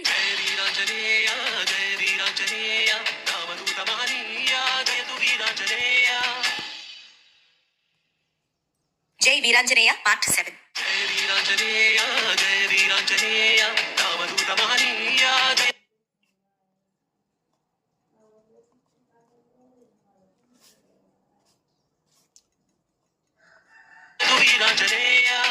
రాముడిచ్చిన ధైర్యంతో ముందుకు సాగాడు సుగ్రీవుడు. రారా వాలి, యుద్ధానికి రా అంటూ కేకలేస్తున్నాడు సుగ్రీవుడు. కోపంగా లేచి కూర్చున్నాడు వాలి. అంతఃపురం నుంచి ఆకాశం కేసి చూశాడు. చుక్కలు స్పష్టంగా కనిపిస్తున్నాయి. అంటే అర్ధరాత్రి కావస్తున్నది. ఈ రాత్రి వేళ సుగ్రీవుడు యుద్ధానికి రమ్మంటున్నాడు. వెళ్లి వాడి అంతు చూడక తప్పదనుకున్నాడు అతను. తల్పం మీద నుంచి కిందకి దిగాడు. నిద్రమత్తు వదిలించుకునేందుకు చిన్నపాటి వ్యాయామం చేశాడు. కాళ్ళు చేతులు జాడించాడు. ఒళ్ళు విరుచుకున్నాడు. గుంజీలు తీశాడు. దగ్గరగా ఉన్న గద అందుకుని బయలుదేరబోయాడు. ఇంతలో తార అడ్డుకున్నది. ఇంత రాత్రి వేళ ఈ యుద్ధం అవసరమా అని అడిగింది. పౌరుష ప్రతాపాలు పొద్దున కూడా చూపించచ్చు అని అనింది. తార మాటల్లో అర్థాలు వెతుక్కోసాగాడు వాలి. పొద్దునే నీతో చావు దెబ్బలు తిని ఋష్యముఖానికి పరిగెత్తాడు సుగ్రీవుడు. అంతలోనే ఇప్పుడు మళ్ళీ యుద్ధానికి పిలుస్తున్నాడు. వెనుక ఏ బలమూ లేకుండా ఇంతకు తెగిస్తాడా? ఆలోచించు అన్నది తార. వాడి వెనక ఎవరున్నా నన్నేమి చేయలేరు, నన్ను ఓడించలేరు. నా సంగతి నీకు తెలీదు అన్నాడు వాలి. తెలుసు, అన్నీ తెలిసే వారిస్తున్నాను. బుద్ధిబలంలో సుగ్రీవుడు నీకన్నా గొప్పవాడు. ఈ మాట అంటున్నానని నన్ను మరోలా భావించకు. తన వెనక ఉన్న వారి బలాబలాలు, శక్తి సామర్థ్యాలు అన్నీ అంచనాగట్టే సుగ్రీవుడు నీ మీద యుద్ధాన్ని ప్రకటిస్తున్నాడు. నిన్ను ఓడించగలను అన్న నమ్మకం ఉండబట్టే అతడు ఇంత రాత్రి యుద్ధానికి రమ్మంటున్నాడు అంది తార. ఆలోచనలో పడ్డాడు వాలి. దీర్ఘంగా ఆలోచించసాగాడు. ఏది అంతు చిక్కట్లేదు అతనికి. అప్పుడు అడిగాడిలా, వాడి వెనుక ఎవరున్నారంటావు? రామలక్ష్మణులున్నారు అన్నది తార. రామలక్ష్మణులా? అవును. ఇక్ష్వాకు వంశానికి చెందిన దశరథుని కొడుకులు రామలక్ష్మణులు సుగ్రీవుని వెనుకున్నారు. సుగ్రీవుడు రామలక్ష్మణులు అగ్నిసాక్షిగా స్నేహం చేసుకున్నారట. రాముడు మహాబలవంతుడంటున్నారు. అతను విరాధుణ్ణి, ఖరదూషణలను, కంబధుణ్ణి చంపాట అంది తార. ఇవన్నీ నీకెలా తెలుసు అడిగాడు వాలి. సుగ్రీవుణ్ణి ఒక కంట కనిపెట్టమని మన అంగదుణ్ణి, గూఢాచారుల్ని నియమించాను. వారు చెప్తేనే తెలిసింది అనింది తార. శత్రువెప్పుడు శత్రువే. శత్రువుని మర్చిపోయి జీవించడం అవివేకం. అందుకే సుగ్రీవుని అనుపాలను ఎప్పటికప్పుడు తెలుసుకోమని అంగదుణ్ణి ఆజ్ఞాపించాను. ఇవన్నీ వాడు చెప్పినవే అనింది తార. అజ్ఞానులైన స్నేహితుల్ని చేరదీసే కంటే విజ్ఞాని అయిన శత్రువుని చేరదీయడం మంచిది అంటారు పెద్దలు. నా మాట విను. ఇప్పటికీ మించిపోయింది లేదు. సుగ్రీవుని మీద కసి కోపాలు వదులుకో. అతన్ని చేరది. ఎంతైనా నీ తమ్ముడు, కాదనకు. యువరాజు పట్టాభిషేకం చేసి అతనితో శత్రుత్వాన్ని నాశనం చేసుకో. సుఖంగా ఉంటుంది అనింది తార. శత్రువుల్ని నాశనం చేయడం కంటే వారితో స్నేహం చేయడం అన్ని విధాలా శ్రేయస్కరం. ప్రమాదం పొంచి ఉండదు అనింది తార. నవ్వాడు వాలి. శత్రువులు లేరంటే వ్యక్తిత్వం లేనట్టే. శత్రువులు ఉన్నారు అంటే వ్యక్తిత్వాన్ని కాపాడుకున్నట్టు. నా నమ్మకాలు నావి. నేను సుగ్రీవుని వదిలిపెట్టను. వాడంతా చూస్తాను అన్నాడు వాలి. శత్రువు యుద్ధానికి పిలుస్తూ ఉంటే రాననడం శూరత్వమా? సావుకి భయపడడం సూరుల లక్షణమా? పిరికి మందు నూరిపయ్యకుతారా? నీకిది తగదు అనన్నాడు. రాముడి గురించి నువ్వు భయపడకు. నిరపరాధిని నేను. నిరపరాధులను ఇక్ష్వాకులు శిక్షించరు అనన్నాడు. 2 అడుగులు ముందుకు వేశాడు. ఆగాడంతలోనే. తారను దగ్గరికి పిలిచాడు. వచ్చిందామె. నువ్వు చెప్పావు కాబట్టి సుగ్రీవుడిని చంపను. వాడి ఆకతాయితనానికి బుద్ధి చెప్పొస్తాను అన్నాడు వాలి. వెళ్ళబోయాడు. ఒక్క క్షణం అనింది తార. పరుగున వెళ్లి దిండు కింద దాచిన కాంచనమాల తీసుకొచ్చి అతని మెడలో వేసింది. ఇంక వెళ్ళిరండి అనింది. పెద్ద పెద్ద అంగలు వేసుకుంటూ అక్కడి నుంచి వెళ్ళిపోయాడు వాలి. జీవితంలో తాను ఏదైనా సరైన పని చేసింది అనంటే అది వాలిని పెళ్లి చేసుకోవడం, ప్రేమించడం అనుకుంది తార. వాలి కనుమరుగయ్యేంత వరకు చూసింది అతన్ని. సుగ్రీవుణ్ణి సమీపించాడు వాలి. యుద్ధానికి సిద్ధం అన్నట్టుగా పిడికిలి బిగించి ఆగ్రహావేశాలతో రగిలిపోతున్న సుగ్రీవుణ్ణి చూశాడు. సన్నగా నవ్వాడు. చేతిలోని గదను పక్కన పెట్టి తోడ చెరిచాడు వాలి. వెళ్లి సుగ్రీవుని మీద కొండలాగా పడ్డాడు. తప్పించుకున్నాడు సుగ్రీవుడు. తప్పించుకుని వెనక నుంచి వెళ్లి వాలి నడుం పట్టుకున్నాడు. చేత్తో గట్టిగా బిగించాడు అతన్ని. కదల్నీయలేదు. ఇంకాస్త బిగిస్తే పట్టెముకలు చిట్లిపోతాయి. ఆ అవకాశాన్ని ఇవ్వలేదు వాలి. సుగ్రీవుని పట్టు నుండి బయటపడి తన గదని అందుకున్నాడు. దానితో సుగ్రీవుని గట్టిగా మోదాడు. 1, 2, 3 దెబ్బలు తిన్నాడు సుగ్రీవుడు. కింద పడ్డాడు. చేతిలో గద లేదు. లేవలేని స్థితి. వాలిని ఎదిరించడం ఎలా అన్నది అంతు చిక్కలేదు. అప్పుడు మీద నుంచి ఎగ్గిరొచ్చి పడింది గద. నీళ్లు అందించాడది. దాంతో లేచి వాలిని గట్టిగానే ఎదుర్కొన్నాడు సుగ్రీవుడు. గ్రహాలు బద్దలవుతున్నట్టుగా, భూమి పేలిపోతున్నట్టుగా ఢీకొన్నాయి గదలు. నిప్పు రవ్వలు చిన్నాయి. బాణాన్ని సంధించి చెట్టు చాటున అవకాశం కోసం చూస్తూనే ఉన్నాడు రాముడు. బాణాన్ని విడిచిపెడదామనుకునేంతలో అటు ఇటు అవుతున్నారు వాలి సుగ్రీవులు. దాంతో ఓర్పు వహిస్తున్నాడు రాముడు. ఒకానొక సందర్భంలో ఇద్దరి గదలు తుళ్లిపోయాయి. ఎగిరి దూరంగా పడ్డాయి. అందుకునే అవకాశం లేదు. అప్పుడు దగ్గరగా ఉన్న సాల వృక్షాన్ని ఒకటి పెరిగాడు వాలి. దానితో సుగ్రీవుడిని ఎడాపెడా కొట్టాడు. తప్పించుకొని తాను ఓ చెట్టు పెరిగాడు సుగ్రీవుడు. దాంతో వాలిని ఎదుర్కొన్నాడు. చెట్ల మధ్య ఇద్దరు కనిపించలేదు. గురి చూస్తూ నిల్చున్నాడు రాముడు. క్రమంగా సుగ్రీవుని బలం తగ్గసాగింది. వాలి బలమేమో పెరగసాగింది. వాలి కొడుతున్న దెబ్బలకి సుగ్రీవుడు తట్టుకోలేకపోతున్నాడు. కాపాడమన్నట్టుగా రాముడిని చూడసాగాడు. రాత్రి గడిచింది. తెల్లారింది. సూర్యోదయం అవుతోంది. ఆ వేళలో రాముడు గురిపెట్టిన బాణానికి వాలి కూలిపోయాడు. విసురుగా వచ్చి గుండెలో నాటిన బాణానికి వాలి అంత దూరంలో ఎగిరిపడ్డాడు. అక్కడి చెట్టును ఢీకొని బోర్లా పడ్డాడు. ఆ పడ్డంలో బాణం మరింత లోతుగా గుచ్చుకుంది అతనికి. అమ్మా అన్నాడు వాలి. బాధగా వెల్లకిలా తిరిగాడు. అప్పుడు చెట్ల చాటు నుంచి రామలక్ష్మణులు సహా వానర వీరులంతా బయటకొచ్చారు. సూర్యోదయమైంది. రామ బాణానికి ప్రాణాలు వెంటనే పోతాయి. అయితే కాంచనమాల వాలి కంఠాన్ని ఇంకా అంటిపెట్టుకుని ఉండడంతో ఆగాయంతే. ఆగిన ప్రాణాలతో దగ్గరగా వచ్చిన రామలక్ష్మణులనిద్దరినీ చూశాడు వాలి. రామా అని పిలిచాడు బాధగా. తానే రాముణ్ణి అన్నట్టుగా ఒక అడుగు ముందుకు వేసి నిలిచాడు రాముడు. అతన్ని చూసి అంత బాధలోనూ నవ్వాడు వాలి. అడిగాడిలా, గొప్ప వంశంలో పుట్టినవాడివి, దశరథ మహారాజు కొడుకువి, బల శౌర్యాలు గలవాడివి, శాస్త్రాలన్నీ చదివిన వాడివి, గుణవంతుడివి అని నీకెంతో గొప్ప పేరుంది. అలాంటి వాడివి నేను మరొకరితో యుద్ధం చేస్తూ ఉంటే నా గుండెకు నువ్వు బాణాన్ని గురిపెడతావా? ఇదెక్కడి ధర్మం రామా? సమాధానం లేదు రాముడి దగ్గర నుంచి. సత్యము, ధర్మము, ఇంద్రియ నిగ్రహము, చిత్తశుద్ధి, ఓర్పు, పరాక్రమము, దుష్ట శిక్షణ, శిష్ట రక్షణ, రాజలక్షణాలు. ఆ లక్షణాలలో ఏ ఒక్కటి నీలో నాకు కనిపించలేదు. పైగా దొంగచాటుగా దెబ్బతీసేశావు. తప్పనిపించలేదా రామా అడిగాడు వాలి. సమాధానం ఇయ్యలేదు రాముడు. నువ్వు సుగ్రీవునితో స్నేహం చేసుకున్నావని, నీ అండ చూసుకునే సుగ్రీవుడు యుద్ధానికి వచ్చాడని నా భార్య తార చెప్పింది. నీతో జాగ్రత్త అని కూడా హెచ్చరించింది. అయినా ఇక్ష్వాకులు నిరపరాధులని చంపరని, రఘువంశం చాలా గొప్పదని యుద్ధానికి వచ్చాను. వచ్చినందుకు తగిన బుద్ధే చెప్పాం అన్నాడు వాలి. నింద భరిస్తున్నట్టుగా తలదించుకున్నాడు రాముడు. నీకు గాని, నీ వారికి గాని, నీ దేశానికి గాని నేను ఎలాంటి అపకారాన్ని తలపెట్టలేదు. నిన్ను అవమానించలేదు. నీతో యుద్ధానికి రాలేదు. నా తమ్ముడితో నేను యుద్ధం చేసుకుంటున్నాను. నువ్వెందుకు కల్పించుకున్నావు? లోకవంచకులు, పాపాత్ములు, దుర్బుద్ధి గల వారి ఇలాంటి పనులు చేస్తారు. నువ్వు ఆ కోవలో వాడివేనా అడిగాడు వాలి. అన్ని మాటలు పడుతూ ఉన్నా అన్న పల్లెత్తు మాట అనకపోవడంతో లక్ష్మణునికి చిరాకనిపించింది. ఆవేశాన్ని రగిలింది. నేను వానరుణ్ణి, నువ్వు నరుడివి. ఆ కారణంగా వేటధర్మంగా కొట్టానన్నా నా చర్మం గాని, రోమాలు గాని, ఎముకలు గాని, మాంసం గాని నీకెందుకు పనికిరావు. పనికిరాని వస్తువు మీద ప్రతాపాలు చూపటం పరాక్రమవంతుల లక్షణం కాదు. నీలాంటి వాడు దశరథ మహారాజుకు ఎలా పుట్టాడయ్యా, సిగ్గుచేటు కాకపోతే అన్నాడు వాలి. చెట్టు చాటు నుంచి వాలిని చంపానంటే నివ్వెరపోతారెవరైనా. దమ్ము ధైర్యం ఉంటే వాలితో ఎదురుగా తలపడాల్సింది అంటారు. ఎదురుగా తలపడితే తెలిసేది నీకు నా పౌరుష ప్రతాపాలు ఎలాంటివో, ఎటువంటివో. ఈ పాటికి నువ్వు యమ సదనంలో ఉండేవాడివి అన్నాడు వాలి. గుండెల మీద కాంచనమాలను సర్దుకున్నాడు. గమనించాడది రాముడు. సన్నగా నవ్వి ఊరుకున్నాడు. గూఢాచారులు నాకన్నీ చెప్పారు. నీ భార్య సీతను రావణుడు ఎత్తుకుపోయాడన్నారు. నీకు అన్యాయం చేసింది రావణుడు. నువ్వు వాడితో యుద్ధం చేయాలి, నాతో కాదు. తెలివిగల వాడివైతే నాతో యుద్ధం చెయ్యవు. నువ్వు స్నేహం చేస్తావు. స్నేహం చేసి నా సీతను నాకు ఇప్పించు అంటే ఒక్క రోజులో నీ సీత నీ చెంతనుండేది. రావణుడికి నేనెంత చెప్తే అంత. నా మాట వాడు కాదనలేడు అన్నాడు వాలి. ఒక్క క్షణం కళ్ళు మూసుకున్నాడు రాముడు. వెంటనే తెరిచి వాలిని చూశాడు. సుగ్రీవుడు రాజు కావాలనుకున్నాడు, అయ్యాడు. కొన్నాళ్లు పాలించాడు. ఆ అదృష్టాన్ని నేను కొల్లగొట్టాను. దాంతో నేను వాడికి శత్రువునయ్యాను. నన్ను నిర్జిస్తే వాడికి మళ్ళీ రాజ్యం వస్తుంది. అందుకు వాడు నన్ను చంపినా తప్పులేదు. నువ్వు నన్ను చంపడమేమిటయ్యా? సిగ్గనిపించడం లేదా? తప్పనిపించడం లేదా? అధర్మం అనిపించడం లేదా? నువ్వేం నరుడువయ్యా అన్నాడు వాలి. గుండెల మీద అట్టగడుతున్న రక్తాన్ని చేత్తో తుడుచుకుంటున్నాడు. స్పృహ కోల్పోతున్నట్టు అనిపించింది. తల విదిల్చి నిలదొక్కున్నాడు. అడగాల్సినవి అయిపోయాయా? ఇంకేమైనా మిగిలాయా వాలిని అడిగాడు రాముడు. సమాధానం లేని ప్రశ్నలు ఎన్ని అడిగి మాత్రం ఏం లాభం అన్నాడు వాలి. నువ్వు అడిగిన అన్ని ప్రశ్నలకు నా దగ్గర సమాధానాలున్నాయి. నేను ధర్మం తప్పి ప్రవర్తించలేదు. అధర్మంగా నిన్ను నిర్జించలేదు. ధర్మ సూక్ష్మం తెలియక నువ్వు నన్ను నిందిస్తున్నావు, పొరపాటు చేస్తున్నావు. నీ సందేహాలు తీర్చడం నా కర్తవ్యం.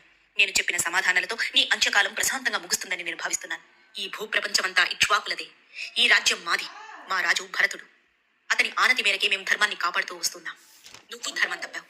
ధర్మహీనులను దండించే బాధ్యత, హక్కు మాకున్నాయి. నీ తమ్ముడు జీవించి ఉండగానే అతని భార్యను నువ్వు కాజేశావు. అది తప్పు కాదా? నీ ప్రవర్తనలో దుష్టత్వం ఉంది. దానికి మరణ దండనే సరియైన శిక్ష. కనుకే మన మధ్య ప్రత్యక్ష వైరం లేకపోయినా నేను నిన్ను శిక్షించాను. ధర్మానికి శత్రుమిత్రత్వాలు ఉండవు. రాజువైనా నీకు ఈ సంగతి తెలియదంటే నేను నమ్మను అన్నాడు రాముడు. చూపు మరల్చుకున్నాడు వాలి. రాముణ్ణి సూటిగా చూడలేకపోయాడు అతను. నేను వేట విషం మీద నిన్ను చంపలేదు. అలా చంపనప్పుడు భక్షాభక్ష విచికిత్స అవసరం లేదు. ఇక చెట్టు చాటుగా చంపానని ఎత్తి చూపాం. అలా చంపడానికి కూడా కారణం ఉంది. నీ మెడలో గల కాంచనమాల వరప్రభావాన్ని నేను మన్నించాలి. అలా మన్నింపునకే నేను చెట్టు చాటు చేసుకున్నాను. అయినా ధర్మాన్ని అనుసరించని వాణ్ణి, నేరస్తుణ్ణి చంపడానికి యుద్ధ ధర్మాలు పాటించనవసరం లేదు. వారి పట్ల అసలవి వర్తించవు. నువ్వు శిక్షార్హుడివి. నీతో నా కార్యాలు సాధించుకోవడం తప్పు. అందుకే నేను నిన్ను ఆశ్రయించలేదు చెప్పాడు రాముడు. తప్పు ఒప్పుకుంటున్నట్టుగా కళ్ళు చెమర్చుకున్నాడు వాలి. రామా రామా అని చేతులు జోడించాడు. నమస్కరించాడు. అప్పుడు అతనికి మాత్రమే వినిపించేలా రాముడి గొంతు పలికిందిలా. నీ వధకు మరొక పరమార్థం ఉంది. నువ్వు ఇంద్రుని పుత్రుడివి. అతని ఆజ్ఞ మేరకు రావణ వధలో వానరులంతా నాకు సహకరించాలి. అయితే నువ్వు రావణుడికి మిత్రుడివయ్యావు అంటూ చెప్పసాగాడిలా రాముడు. ఏం చెప్పాడు? వాలిని గురించి ఏం వివరణించాడు తెలుసుకోవాలా? వినుమరిలో జై వీరాంజనేయ తర్వాతి కథని వినుమరి.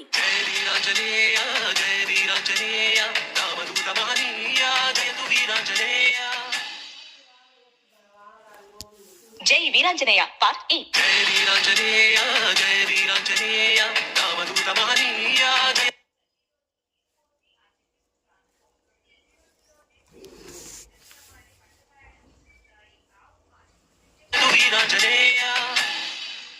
హనుమంతుని వైపుకు చూస్తూ ఇలా అన్నాడు వాలి.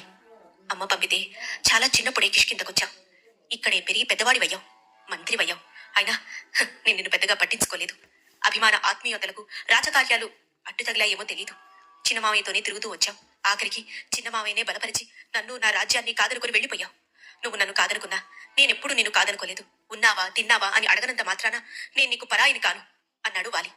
ఊరుకో మావయ్య, ఇప్పుడు అవన్నీ ఎందుకు అడిగాడు హనుమ. వారి గుండెల మీద చేత్తో రాస్తూ కూర్చున్నాడు. తల్లో మేనమాము అన్నారు. తల్లిలా నేను చూసుకుంటానని మీ అమ్మ నిన్ను నా దగ్గరికి పంపింది. నేను సరిగ్గా చూడలేకపోయాను. నన్ను క్షమించు అన్నాడు వాలి. అయ్యో అనుకున్నాడు హనుమ బాధగా. నేను నిన్ను చూడలేదని నువ్వు మీ బావ అంగదుణ్ణి చూడకుండా పోకు. వాడికి నువ్వే దిక్కు. నువ్వంటే వాడికి చాలా గౌరవం కూడా. వాడికే కాదు, అత్తమ్మ తారకు కూడా నువ్వంటే చెప్పలేనంత ప్రేమ చెప్పాడు వాలి. ఏనాడు నిన్ను చేరదీయలేదు. ఏనాడు నేనేమీ నీకు ఇయ్యలేదు. అందుకని ఇదిగో ఈ కాంచనమాల తీసుకో. ఇది నీ పౌరుష ప్రతాపాలను బల శౌర్యాలను రెట్టింపు చేస్తుంది. తీసుకో, ఇది నీకు నా బహుమతి అనుకో అన్నాడు వాలి. మృతదేహం మీద ఇది ఉండకూడదు. ఉంటే దీని మహత్యం పోతుంది. అందుకని తీసుకో, ధరించు అని తన మెడలోని కాంచనమాలను ప్రయాస మీద తీసి హనుమకు అందించాడు వాలి. నీకు తెలియనిదేముంది, ఇది ధరించాల్సింది మంత్రులు కాదు, మహారాజులు. చిన్నమామయ్యే ఇందుకు అర్హుడు అన్నాడు హనుమ. కాంచనమాలను సుగ్రీవుడికి అందించాడు. మాలనందుకుని నెత్తి కొట్టుకున్నాడు సుగ్రీవుడు. నాకు తెలిసి ఈ ప్రపంచంలో యోధులిద్దరి. వారు ఒకటి కాలం, ఒకటి ఓర్పు. ఆ రెండు కలిసిన వాడివి నువ్వు. నువ్వు మహాయోధుడివి. యోధుడివే కాదు, ఎప్పుడు ఎక్కడ ఎలా ప్రవర్తించాలో నీకు తెలిసినట్టుగా మరొకరికి తెలియదు. అలాగే నీకు తెలియని సాహసం లేదు, నీకు తెలియని రాజనీతి లేదు. నీ గురించి నాకంతా తెలుసు ఆంజనేయ.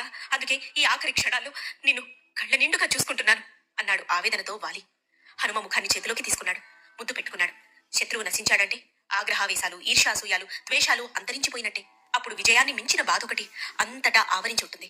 అది మంచులా ఉంటుంది, మాయలా ఉంటుంది, మత్తుగా ఉంటుంది. వాలి నేలకూలిన తర్వాత వానర వీరులందరూ ఆ మంచులో తడుస్తూ, ఆ మాయలో కొట్టుకుంటూ, ఆ మత్తులో తూలిపోతున్నారు. ఇప్పుడు జరిగిన దానికి రోధిస్తున్నారు. రామయ్య ఆర్తిగా పిలిచాడు వాలి. చెప్పు వానర రాజా అంటూ ఓ అడుగు ముందుకు వేశాడు రాముడు.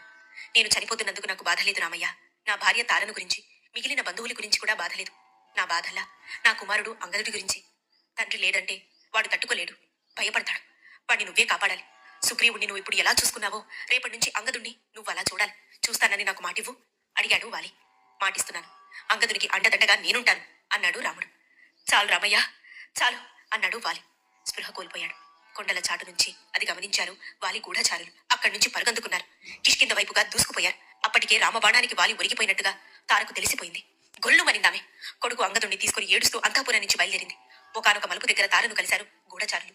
తల్లి తారా, మా మాట విని వెనక్కి వెళ్ళిపో. అంగదుణ్ణి కాపాడుకు. రాముడి రూపంలో వచ్చింది మృత్యువు. వాలిని తీసుకుపోతున్నది. నగర ద్వారాలు మూసేసి అంగదుడికి పట్టాభిషేకం చేయి. లేకపోతే నీకు నీ కొడుక్కి కిష్కిందలో నిలవ నీడ కూడా ఉండదు. సుగ్రీవుని సేన రాకముందే మనం జాగ్రత్త పడ్డం మంచిది అన్నారు. నా బాధలకు స్నేహితుడు, నా గాయాలకు వైద్యుడు, నా భర్తే పోయిన తర్వాత ఈ రాజ్యం, ఈ నగరం నాకెందుకు అనింది తార. పరుగు తీసింది. వాలిని సమీపించింది. అతని పరిస్థితి చూసి నెత్తి నోరు మొత్తుకుంది. పెద్దగా ఏడ్చింది. ఏడుస్తూనే కాస్తంత దూరంలో నిల్చున్న రామలక్ష్మణులను కోపంగా చూసింది. తండ్రి అంటూ అంగదుడు వాలిని సమీపించబోతే అతన్ని అడ్డుకుని దగ్గరగా తీసుకున్నాడు హనుమ. హనుమ, నాన్న నాన్న అంటూ గొల్లుమన్నాడు అంగదుడు. ఇటు అంగదుడిని, అటు దుఃఖిస్తున్న తారని చూసి తట్టుకోలేకపోయాడు సుగ్రీవుడు. చెట్టుకి తలబాదుకుంటూ నిల్చున్నాడు. తప్పంతా నాదే, తప్పు చేశాను, మహాపాపం చేశాను అని అనుకున్నాడు. అంగదుడిని ఓదార్చి తారను సమీపించాడు హనుమ. తల్లి తార, జరిగిందేదో జరిగిపోయింది. మామయ్యకు ఇలా రాసిపెట్టుంది. ముగిసిపోయాడు. రామబాణానికి ప్రాణాలు అర్పించడం అంటే ఉత్తమ లోకాలు సాధించినట్టే. మామయ్య మహాత్ముడు. అతనికి వచ్చిన లోటు లేదు. అతని గురించి దుఃఖించి ప్రయోజనం లేదు. ఇప్పుడు జరగాల్సింది చూడమ్మా. మామయ్య ఉత్తర క్రియలకి సిద్ధం కండి. అలాగే అంగదుణ్ణి రాజుని చెయ్యాలి, పట్టాభిషిక్తుణ్ణి చెయ్యాలి. దానికి కూడా సిద్ధం కండి అన్నాడు హనుమ. దానికి సిద్ధం కావాల్సింది మీ చిన్న మామయ్య సుగ్రీవుడు, నేను కాదు అనింది తార. స్పృహ వచ్చింది వాలికి. అందర్నీ ఆఖరి చూపులు చూశాడు. దూరంగా నిల్చున్న సుగ్రీవుణ్ణి, అంగదుణ్ణి చేర పిలిచాడు. దగ్గరగా వచ్చిన సుగ్రీవుణ్ణి చేయి పట్టుకున్నాడు వాలి. నిన్ను రాజ్యం నుంచి వెళ్ళగొట్టాను, తప్పు చేశాను, అందుకు నన్ను క్షమించు అన్నాడు. అన్నయ్య అన్నాడు సుగ్రీవుడు. వాలి చేతితో తన చెంపలు వాయించుకున్నాడు. మనిద్దరికీ రాజ్య సుఖము, సోదర స్నేహము రాసిపెట్టలేదు. కొన్ని జీవితాలింతే అన్నాడు వాలి. పళ్ళున రక్తాన్ని కక్కాడు. స్వామి అన్నది తార. వాలిని గుండెలకు అదుముకున్నది. సుగ్రీవ, ప్రాణాలు కొడిగట్టుకుపోతున్నాయి. దయచేసి నేను చెప్పిన ఈ 2 మాటలు విను. నువ్వు పట్టాభిషిక్తుడివై వానరరాజువిగా, తర్వాత అంగదుణ్ణి నీ కుమారుడు అనుకుని వాణ్ణి అలాగే చూసుకో. వాడికి నువ్వు తప్ప మరెవరూ లేరు. వాడికి ఏ లోటు రానియకు. నీ అంతటి పరాక్రమవంతుడు అంగదుడు. నీకు అన్ని విధాలుగా చేదోడు వాదోడుగా ఉంటాడు చెప్పాడు వాలి. అస్పష్టంగా కనిపిస్తున్న తారను చూశాడు. సుగ్రీవుడితో అన్నాడిలా, సుషేణుని కూతురు తార. చాలా గొప్పది ఈ తార. రానున్న ఆపదలను ముందే గ్రహించి జాగ్రత్త పడగల ధీర. ఈమె చెప్పినట్టు నడుచుకో. నీకు ప్రమాదం అన్నదే ఉండదు. అలాగే అన్నయ్య అన్నాడు సుగ్రీవుడు. నాన్న అంటూ ముందుకొచ్చిన అంగదుడిని ముద్దు పెట్టుకున్నాడు వాలి. అతనికి అతి కష్టం మీద కొన్ని హితవులు చెప్పాడిలా. నేనంటే తండ్రిగా నీకెంత గౌరవమో, ఇష్టమో, అంతే గౌరవం, ఇష్టంగా రేపటి నుంచి సుగ్రీవుడిని చూడు. అతను చెప్పినట్టుగానే ప్రవర్తించు. అతని శత్రువులతో ఎన్నడూ చేతులు కలపకు. అలాగే అతి స్నేహం కానీ, అవతల వారితో స్నేహం వద్దనుకోవడం కానీ చెయ్యకు. జీవితం అంటే నిన్ను నువ్వు సృజించుకోవడం, దేవుడు నీకిచ్చిన అన్ని అవకాశాలను వినియోగించుకోవడం, అతనికి రుణపడి ఉండటం అని తెలుసుకో. రాముణ్ణి నమ్ముకో. మళ్లీ రక్తాన్ని కక్కాడు వాలి. స్వామి అన్నది బాధగా తార. కొంగుతో అతని రక్తాన్ని తుడిచింది. నీకు తీరని అన్యాయం చేశాను తారా, నీకేమీ కాకుండా పోతున్నాను, క్షమించు అన్నాడు వాలి. నాకు మీరు ఏమీ కాకపోవడం ఏమిటి స్వామి, మీరే నా సుఖం, మీరే నా దుఃఖం అన్నది తార. వాలిని మరింతగా దగ్గరకు తీసుకుంది. కష్టంగా మెడ తిప్పి రాముణ్ణి చూశాడు వాలి. నమస్కరించాడు అతనికి. నమస్కరిస్తూనే ప్రాణాలను వదిలాడు. ఆసరికి కిష్కింధ పౌరులంతా అక్కడికి చేరుకున్నారు. వాలి మరణాన్ని తట్టుకోలేక ఆక్రందించారంతా. వాలి రోదన స్వర్గంలోని ఇంద్రునికి వినవచ్చింది. క్షణం సేపు కళ్ళు మూసుకుని జరిగింది తెలుసుకున్నాడతను. వాలిని కోల్పోయిన బాధని భరించలేకపోయాడు. కళ్ళు చెమర్చుకున్నాడు ఇంద్రుడు. అతని కన్నీరు మంచి గంధమై చెమ్మింది. మంచి ముత్యాలే కురిసింది. వాలి మీద ముత్యాలు కురుస్తుంటే, గంధాలు చిమ్ముతుంటే అంతా ఆకాశానికి ఎసి చూశారు. ఆ వింతకి చేతులొగ్గారు. ఏడుస్తున్న తారను ఓదార్చి వాలి గుండెల్లోంచి బాణాన్ని తొలగించాడు నీలుడు. రామబాణం తొలగిపోవడంతో అంతవరకు కాంతిమంతంగా వెలుగుతున్న వాలి ఒక్కసారిగా చీకటైపోయాడు. నల్లగా మారిపోయాడు. అది చూసి వానరులంతా ఒక్క పెట్టున రోధించారు. ఆ రోదనలు భరించలేకపోయాడు సుగ్రీవుడు. రాముణ్ణి సమీపించాడు. ఇలా అన్నాడు. రామ, నువ్వు ఇచ్చిన మాట నిలబెట్టుకున్నావు. వాలిని సంహరించావు. నాకు రాజ్యాన్ని ఇచ్చావు. బానే ఉంది కానీ నాకిప్పుడు ఈ రాజ్యమే కాదు, ఈ జీవితమే వద్దనిపిస్తున్నది. వానరులు ఇంతగా వాలి గురించి దుఃఖిస్తూ ఉంటే వాలి అంటే ఏమిటో, వానరుల గుండెల్లో అతనికి గల స్థానం ఏమిటో తెలిసింది. ఇంతమందిని దుఃఖపెట్టి రేపు నేను రాజ్యాన్ని పాలించడం అవివేకం, తప్పు కూడా. సుగ్రీవుని మానసిక స్థితిని అర్థం చేసుకున్నాడు రాముడు. మౌనం వహించాడు. వాలి పెట్టిన బాధల మూలంగా వాలి చావును కోరాను కానీ వాలి చనిపోతే ఇప్పుడు తెలుస్తుంది ఎంత పాపానికి ఒడిగట్టాను. ఈ పాపం ఊరికిని పోదు, ఇది నన్ను దహించి వేస్తుంది. అందుకని నాగి రాజ్యం వద్దు, రాజరికం వద్దు. ఎప్పటిలాగే నేను ఋష్యముఖం మీద ఉండిపోతాను. శేష జీవితాన్ని అక్కడే కొనసాగిస్తాను అన్నాడు సుగ్రీవుడు. మహారాజు బాగా బాధపడుతున్నాడు. ఆ మాటలు పట్టించుకోకు స్వామి, రాముడికి చెప్పాడు హనుమ. బతకాలని లేదు రామయ్య, నన్ను వాలితో పాటుగా దహనం చేసే. నేను లేను కాబట్టి సీతాన్వేషణ జరగదని బాధపడకు. వానరులు ఇచ్చిన మాట తప్పరు, నీ పని చక్కబెడతారు అన్నాడు సుగ్రీవుడు. సమాధానం లేదు. చేతనున్న ధనుసును చూస్తూ నిల్చున్నాడు రాముడు. రామా, పిలిచింది తార. చూశాడటుగా రాముడు. ఇదిగో, వాలిని చంపిన ఈ బాణంతోనే నన్ను కడ తీర్చు. నేను వాలి దగ్గరకు పోతాను. నేను లేకపోతే వాలి బతకలేడు అన్నది తార. సీతా వియోగంతో నువ్వు ఇప్పుడు ఎంతగా బాధపడుతున్నావో, రేపు స్వర్గంలో నేను లేకపోతే వాలి కూడా అంతగానే బాధపడతాడు. నన్ను చంపడం వల్ల వాలిని చంపిన పాపం కూడా నీకు అంటదు అనింది తార. ఆమెను సమీపించాడు ఇప్పుడు రాముడు. అన్నాడిలా. తారాదేవి, నువ్వు వీరపత్నివి, ఇలా దుఃఖించడం తగదు. వాలి ఉన్నా లేకపోయినా నీ భోగభాగ్యాలకేమీ కొద ఉండదు. అంగదుడు యువరాజు అవుతాడు, నువ్వు రాజమాత అవుతావు. అర్థం చేసుకో. అవును తల్లి, రాముడు చెప్పింది విను అంటూ జాంబవంతాదులు తారను ఓదార్చసాగారు. ఏడుస్తున్న వానరులను చూశాడు రాముడు. చెప్పాడిలా. ఇక మీరు ఎంతగా ఏడ్చినా వాలి తిరిగి రాడు. ఇలా మీరు రోధిస్తూ ఉంటే అతని ఆత్మకు శాంతి కలగదు. ఆలస్యం చెయ్యకుండా వాలికి ఊర్ధ్వ లోకాలు ప్రాప్తించే పనులు చేపట్టండి. వెళ్ళండి అన్నగారి మాటలకు వత్తాసు పలుకుతున్నట్టుగా సుగ్రీవుని సమీపించాడు లక్ష్మణుడు. సుగ్రీవా, వాలికి దహన సంస్కారం చెయ్యాలి. ముందా పని చూడు. చందనం పూలు తెప్పించు. అలాగే తంచుకి తలకొరివి పెట్టాలి అంగదుడు. అతన్ని అందుకు సిద్ధం చేయి. రాజు కావాల్సిన వాడు ఇలా ఏడుస్తూ కూర్చుంటే ఎలా అడిగాడు. బట్టలు, నెయ్యి, నూనె చాలా కావాలి. పల్లకి కూడా కావాలి అన్నాడు తారుడు. ఆలస్యం దేనికి? ఆ కార్యక్రమానికి సిద్ధం కండి అన్నాడు హనుమ. అంటూనే కార్యక్రమానికి తనే ప్రారంభకుడయ్యాడు. కిష్కిందకు వెళ్లి పల్లకి, పూలు, నూనె, నెయ్యి అన్నిటితో వచ్చాడు. హనుమ తిరిగి వచ్చినప్పటికీ స్నానం చేయించి వాలి దేహాన్ని అంతిమ కార్యాలకు సిద్ధం చేశారు. ఆ తర్వాత జై వీరాంజనేయలో ఏం జరిగింది? మనందరినీ భావోద్వేగానికి లోను చూస్తున్న ఈ ఘట్టం తర్వాత ఏ మలుపు తిరగబోతోంది తెలుసుకోవాలనుందా? అయితే తర్వాతి కథని వినుమని.